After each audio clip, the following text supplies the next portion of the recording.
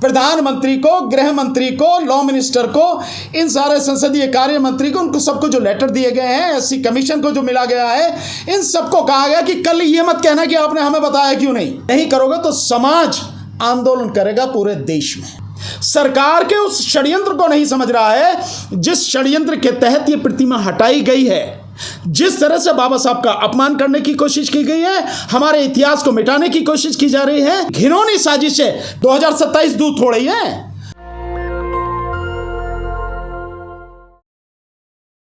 जो संसद परिसर में बाबा साहब डॉक्टर भीमराव अंबेडकर जी की प्रतिमा 1967 में बहुत बड़े आंदोलन के बाद लगी थी, उसको 3 जून को सरकार ने बिना किसी बात के वहाँ से हटा दिया।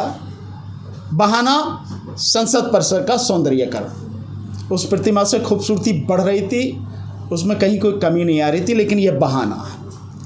तो अब इसमें बहुत सारे संगठन, सैकड़ों की संख्या में संगठन इस आंदोलन से जुड़ चुके हैं और एडवोकेट होने के नाते मैं और भाई साहब हमारे ओपी भारती जी, हम लोग और इस हमारी टीम के, एडवोकेट टीम के जो अध्यक्ष बनाए गए हैं, हमारे साथी दुष्यंत चौधरी जी एडवोकेट, जो all India SC ST advocates welfare organisation के भी राष्ट्रीय अध्यक्ष हैं, हम सारे मिलकर हमारी जिम्मेदारी है कि इस आंदोलन को एडवोकेट साथियों तक अधिक से अधिक पहुंचाएं। जिन लोगों ने बाबा साहब डॉक्टर अम्बेडकर की प्रतिमा समाज को और तमाम लोगों को, सांसदों को विश्वास में लिए बगैर वहाँ से हटा दी। अब जैसा कि भी चौधरी जी ने बताया कि हम इन लोगों से मिले हैं और उन लोगों ने हमें आश्वासन दिया। उम्मीद है कि जिन लोगों से आप मिल रहे हो वो लोग प्रतिमा को वहीं पुनर्स्थापित करवाएंगे। नहीं, देखिए, ये उम्मीद हमें बिल्कुल नहीं है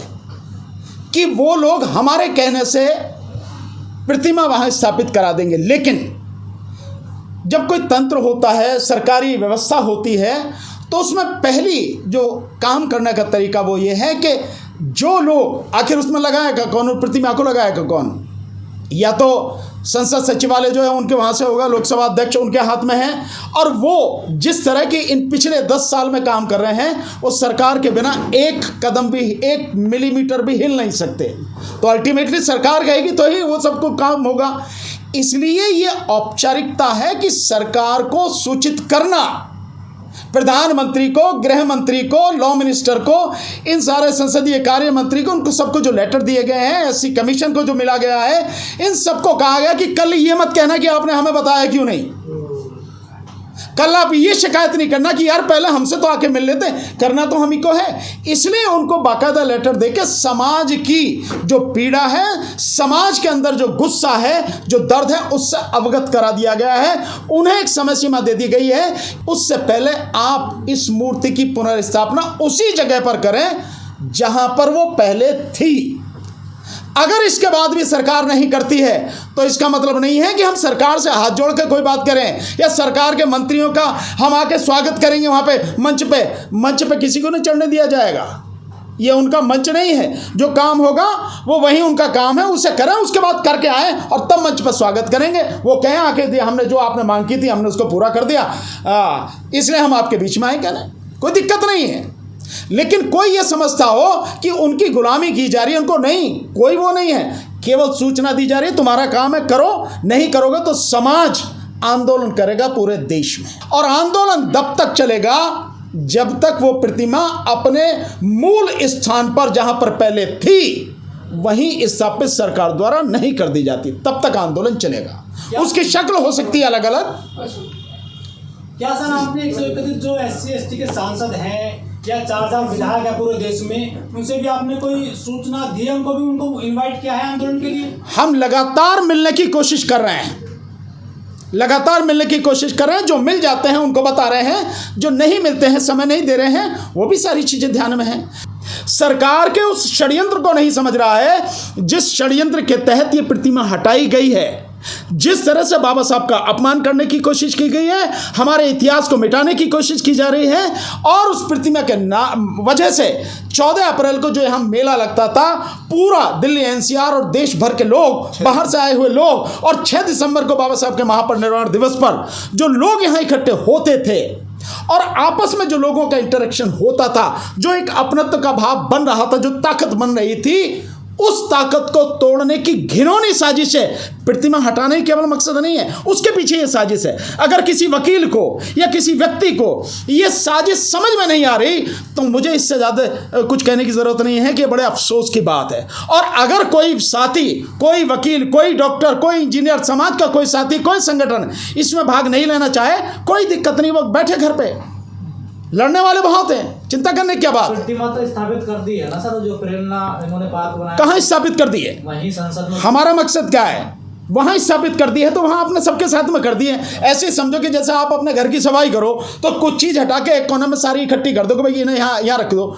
ये है इसका मतलब। बाबा साहब का सम्मान होता है ऐसे क्या? बाबा साहब का सम्मान था, वो किसी के बाप की नहीं थी, किसी की बपौती नहीं थी। वो जो प्रतिमा लगी थी वो आंदोलन करने के बाद जेल भरो आंदोलन हुए, लोग जेल गए, और हमारे नेता बीपी मौर्य साहब के नेतृत्व में जो संघर्ष हुआ, पूरे समाज ने अपने पैसे से वो प्रतिमा लगवाई थी, किसी जागीर नहीं। वो सर आपको नहीं लगता जो दलित सांसद हैं, दलित नेता हैं, जो राजनीतिक हैं, उनका घर का घेराव पहले होना चाहिए? नहीं, उनके घर के घेराव की हमें क्या जरूरत है?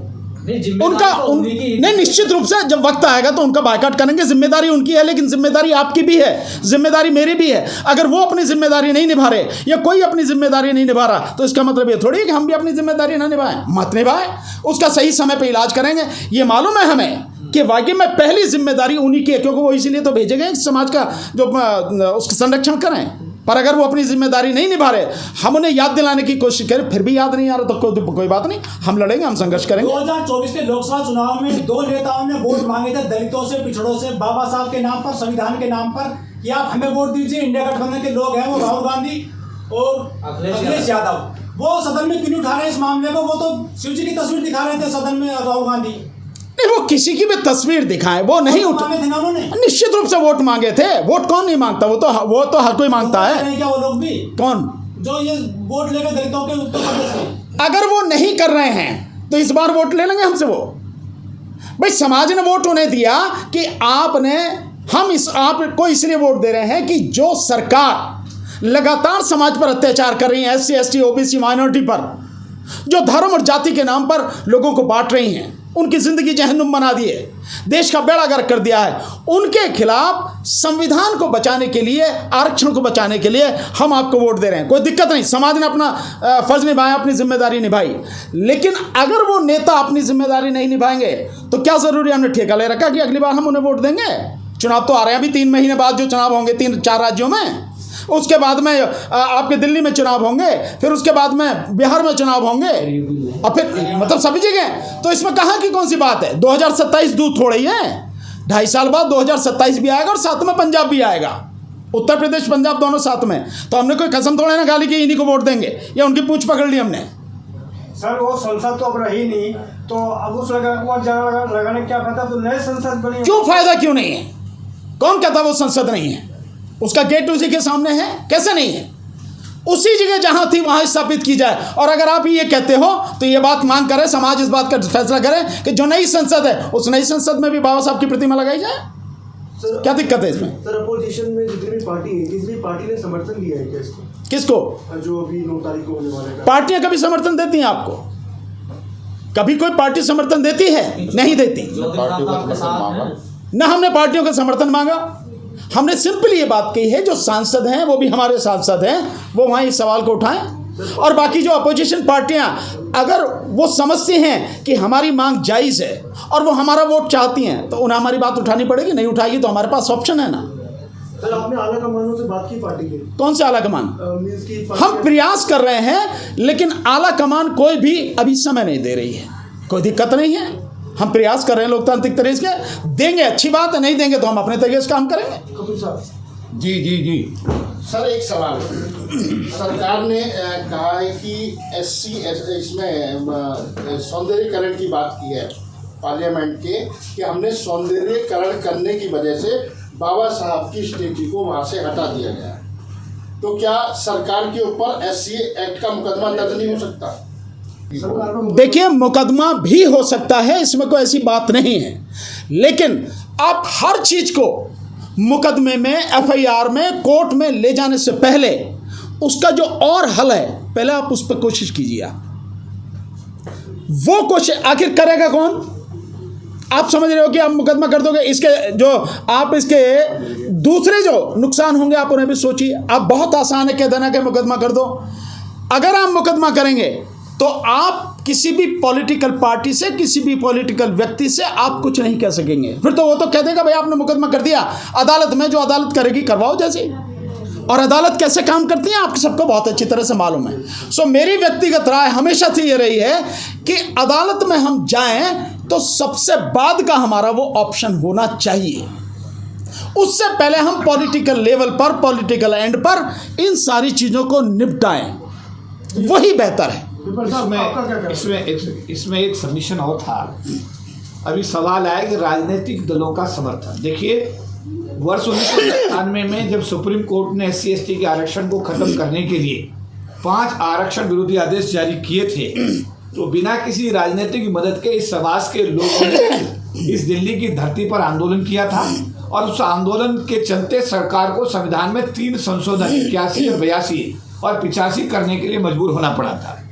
2 अप्रैल 2018 को जब SC/ST एट्रोसिटी एक्ट को सुप्रीम कोर्ट ने खत्म किया था, तो उसकी वापसी के लिए बिना किसी राजनीतिक लोगों की सपोर्ट के हमारे सामाजिक संगठनों ने, हमारे सामाजिक आंदोलन ने उसको एक नई दिशा देने का काम किया।